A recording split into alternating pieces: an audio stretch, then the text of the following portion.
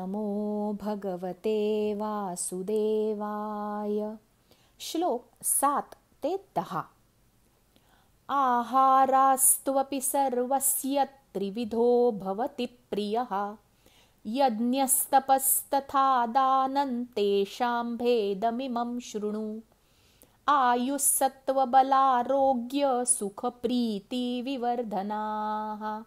रस्याः स्निग्धा स्थिरा हृद्या आहारा सात्विकप्रियाः. कट्वम्ललवणात्युष्ण तीक्ष्णरूक्षविदाहिनः.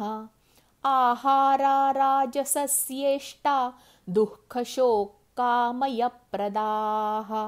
यातयामङ्गतरसं पूतिपर्युषितं च यत्. उच्छिष्टमपि चामेध्यं भोजनं तामसप्रियं. शब्दार्थ. आपल्या प्रकृतीप्रमाणे भोजनही सर्वांना 3 प्रकारचे प्रिय असते. जसे यज्ञ, तप व दानही 3 प्रकारची आहेत, त्यांचे हे निरनिराळे भेद तू माझ्याकडून ऐक. आयुष्य, बुद्धी, बळ, आरोग्य, सुख आणि प्रीती वाढवणारे, रसयुक्त, स्निग्ध, स्थिर राहणारे, स्वभावतः मनाला प्रिय वाटणारे असे भोजनाचे पदार्थ सात्विक पुरुषांना प्रिय असतात. कटू, आंबट, खारट, फार तिखट, गरम, कोरडे, जळजळणारे आणि दुःख, काळजी व रोग उत्पन्न करणारे भोजनांचे पदार्थ राजस माणसांना आवडतात. जे भोजन कच्चे, रस नसलेले, दुर्गंध येणारे, शिळे आणि उष्टे असते, तसेच जे अपवित्रही असते, ते भोजन तामसी लोकांना आवडते. भावार्थ.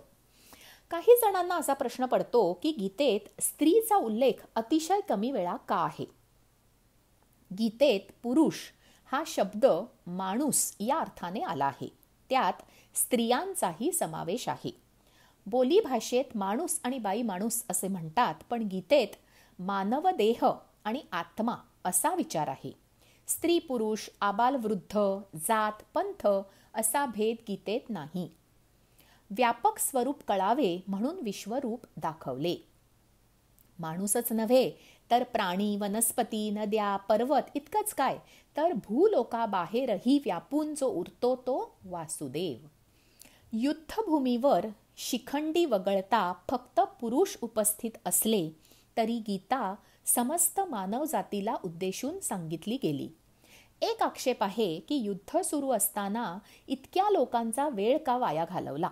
याचे उत्तर असे की त्या दोघांच्या संवादाचा वेग आपल्याला ठाऊक नाही. अर्जुनही योगी होता. त्याचे ज्ञानचक्र प्रगत शुद्ध असणार. आपल्याला गीता म्हणायला 3 तास लागतात म्हणून त्यांनाही तितके लागले असतील असे नाही. आपले ज्ञान तोकडे आहे. पूजा करण्याच्या पद्धतीत जसा फरक आहे तसे तिघांचे भोजन, यज्ञ, दान आणि तप करायचे प्रकारही वेगळे आहेत. भोजन म्हटलं तरी त्यात फरक आहे. ताजे, शुद्ध, पचावयास हलके असे अन्न सात्विक म्हणून ओळखले जाते.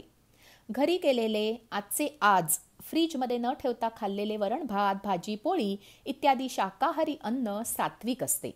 कांदा, लसूण, वांगे, मसूर सात्विक समजले जात नाही. सात्विक अन्न शरीरासाठी हितकर असते. गहू, तांदूळ, पालेभाज्या, दूध, लोणी, सुकामेवा हे सात्विक पदार्थ आहेत. मसालेदार, तिखट, तेलकट अन्न राजस म्हणून ओळखले जाते.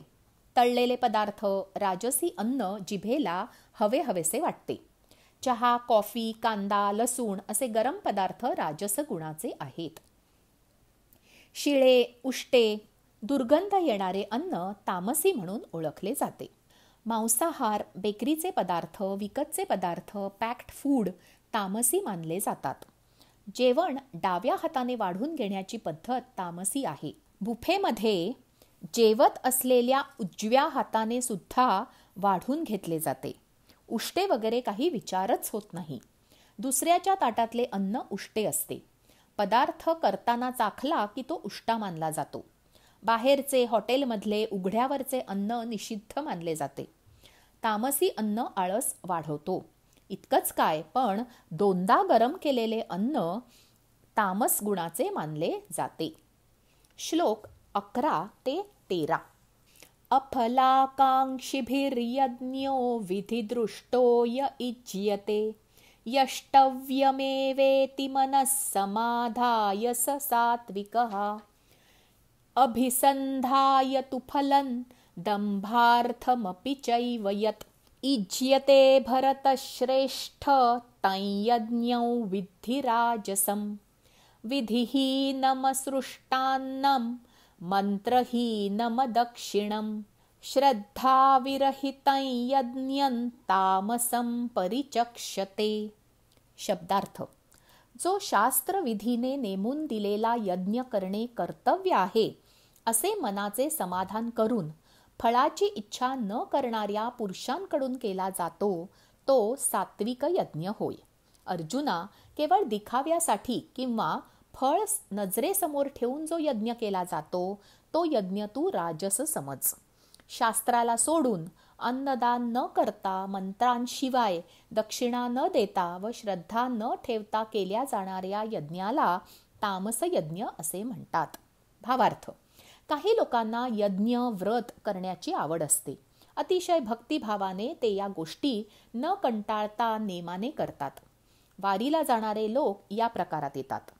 फायद्याचा, कष्टाचा, आरामाचा असा कसलाही विचार त्यांच्या मनातही येत नाही. हे सात्विक मानले जाते. मोठ्या मोठ्या जाहिराती करून, गाजावाजा करून, देणग्या गोळा करून असे राजस यज्ञ केले जातात. प्रदर्शन अधिक, भक्तिभाव कमी असतो. प्रसिद्धीसाठी, प्रतिमा सुधारण्यासाठी असे यज्ञ केले जातात. यज्ञ कधी करावेत, कोणी करावेत याचे काही संकेत असतात. ओढून ताणून केवळ करायचे म्हणून काही वेळा काही संस्कार केले जातात. वेळ नाही म्हणून मुंज, सोडमुंज आणि ग्रहशांती एकाच दिवशी करणारे लोक आहेत. एकाच वर्षी सगळं करायचा अट्टहास चुकीचा आहे. असे यज्ञ, व्रत तामसी गणले जातात. यात दक्षिणा देण्यातही घासाघीस केली जाते. देवासाठी म्हणून वेगळी कमी प्रतीची फळं, सुपाऱ्या आणल्या जातात. श्लोक 14 ते 17.